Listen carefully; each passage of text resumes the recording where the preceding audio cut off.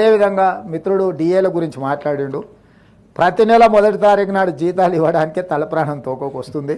మా ప్రభుత్వ ఉద్యోగులకు నేను ఇక్కడి నుంచి విజ్ఞప్తి చేస్తున్నా, నెల మొదటి తారీఖు నాడు జీతాలు తీసుకొని మనం ప్రభుత్వానికి కొంత సేవలు అందిద్దాము. కొంత సమయం పడుతుంది.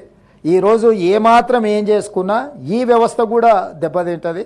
మన మొదటి తారీఖు నాడు జీతాలు ఇవ్వడానికి రిజర్వ్ బ్యాంకు దగ్గర అప్పుడప్పుడు చేబదులు అంటారు కదా అధ్యక్ష, ఊర్లలో అంటాం కదా, బ్యాంకు లోను షూరిటీస్ కాకుండా చేబదులు మళ్ళీ ఇస్తాం.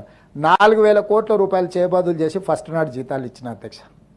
రిజర్వ్ బ్యాంకును ఇంకో 4-5 రోజులలో నీకు సర్దుతా నాకు వచ్చేదాన్ని బట్టి చేబదులు ఇవ్వని రిజర్వ్ బ్యాంకులో 4,000 కోట్ల రూపాయలు తీసుకొని ప్రభుత్వ ఉద్యోగులకు మొదటి తారీఖు నాడు జీతాలు ఇచ్చిన అధ్యక్ష. అందుకే దయచేసి మా ప్రభుత్వ ఉద్యోగులకి ఈ ప్రభుత్వం మీది, అన్ని లెక్కలు మీ ముందరనే పెడతా. ఏది ఎట్లా పంచుదామో చెప్పండి, ఏది ఆపుదాం ఏది పంచుదాం. మీ లెజిటిమేట్ రైటు, డిఏలు కావచ్చు, కరువు భత్యం కావచ్చు, ఇవన్నీ మీ లెజిటిమేట్ రైటే. కానీ నిజమైన జీతభత్యాలు మొదటి తారీఖు నాడు ఇవ్వడానికే నిస్సహాయ పరిస్థితి ఉంది.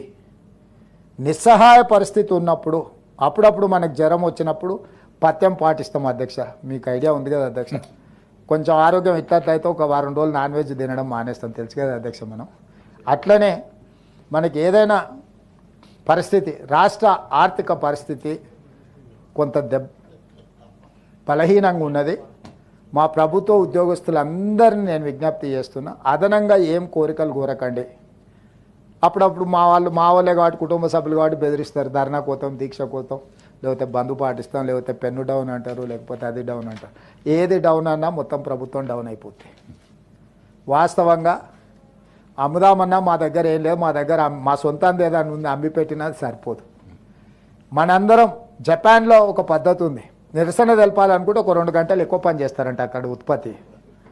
అంటే ప్రభుత్వానికి నిరసన తెలపాలనుకున్నప్పుడు జపాన్ లాంటి దేశంలో ఉద్యోగస్తులు ఒక 2 గంటలు అదనంగా పనిచేస్తారంట. అట్లాంటిది ఏదన్నా నూతన విధానాన్ని మా ప్రభుత్వ ఉద్యోగస్తులు తీసుకొని రోజుకొక 2-3 గంటలు అదనంగా పనిచేసి మా ప్రభుత్వానికి నిరసన తెలిపి ఆదాయాన్ని పెంచితే, పెరిగిన ఆదాయాన్ని తిరిగి మీకు అందరికీ పంచుతాం. ఆదాయాన్ని పెంచడం, పేదలకు పంచడమే ఈ ప్రభుత్వ విధానం.